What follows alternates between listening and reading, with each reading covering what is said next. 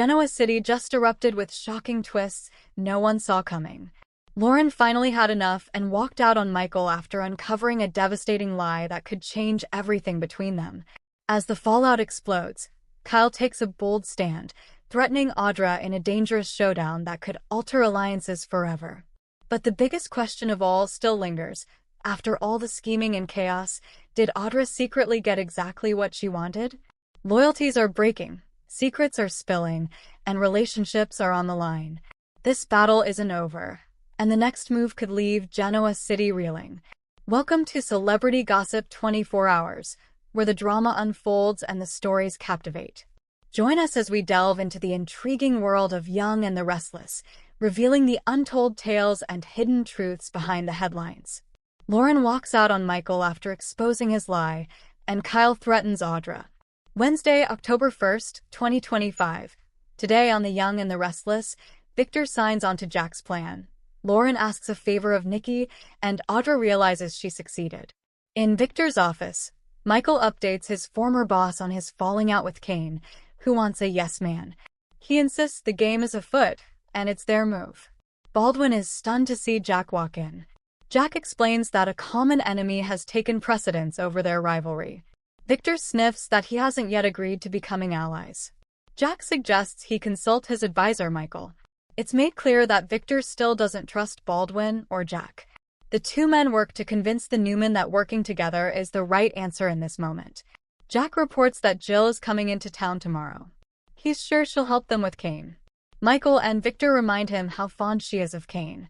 Jack argues she doesn't know Ashby's plans. She'll get him in line. Debate ensues as Jack reminds them Chance died on Kane's property. She's already halfway there. Michael fears Kane will feel isolated if Jill turns on him. Victor explains that's when he will screw up and become vulnerable.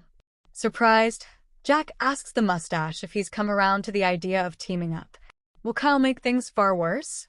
At the park, Kyle persists in ranting at Claire about spending time with Holden, who is a player. Claire needs time to see who she is and what she wants. Of her and Holden, he sneers, "What, it's not like that?"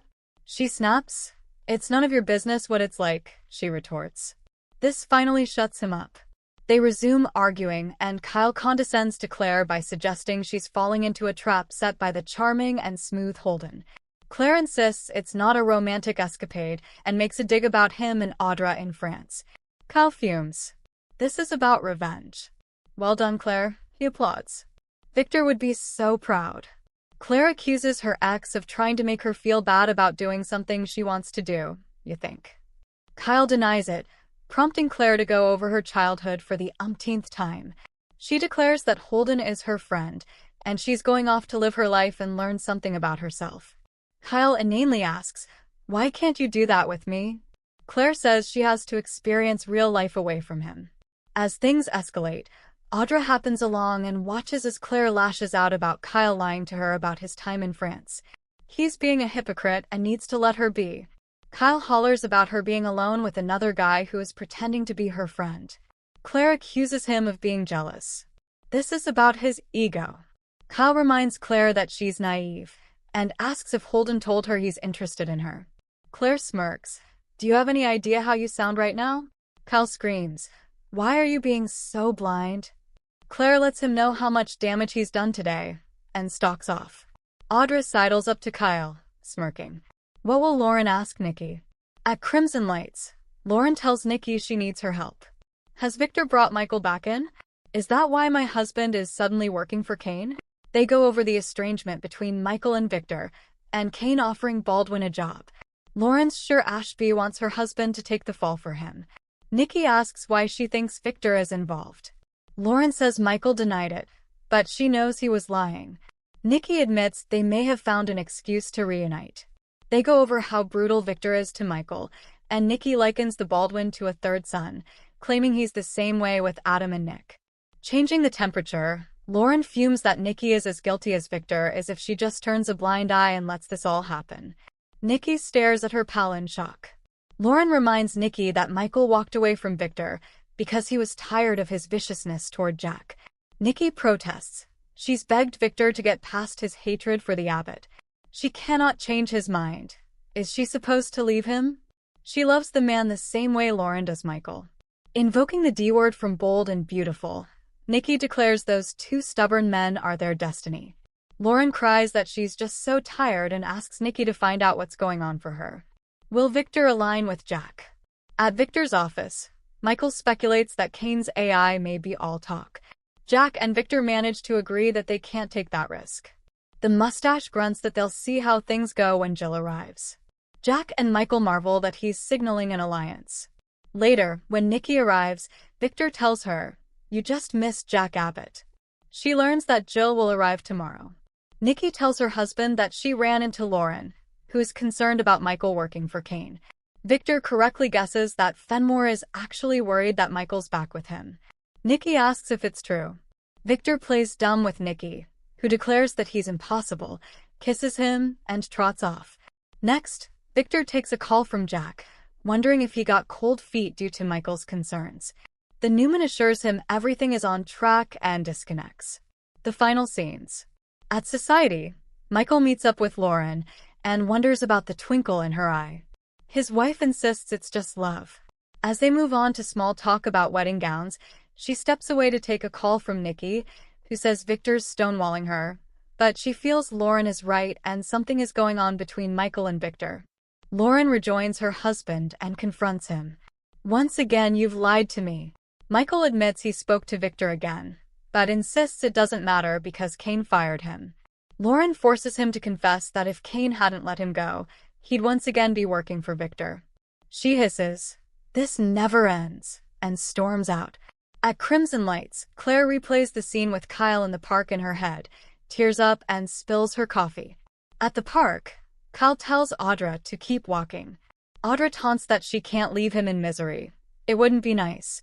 Sitting beside him, she snarks about him and Claire not making up. Kyle counters that she has no job and no Nate. They debate who created this drama. Audra points out that Kyle had free will. She thinks Victor was right about him all along. Kyle tells Audra she's poison.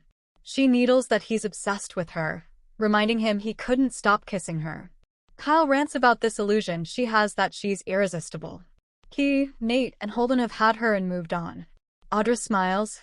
"Yeah, to your would-be wifey." Suddenly, it dawns on Audra that she succeeded in proving Kyle's not worthy of Claire's love. Victor should give her the reward that he promised.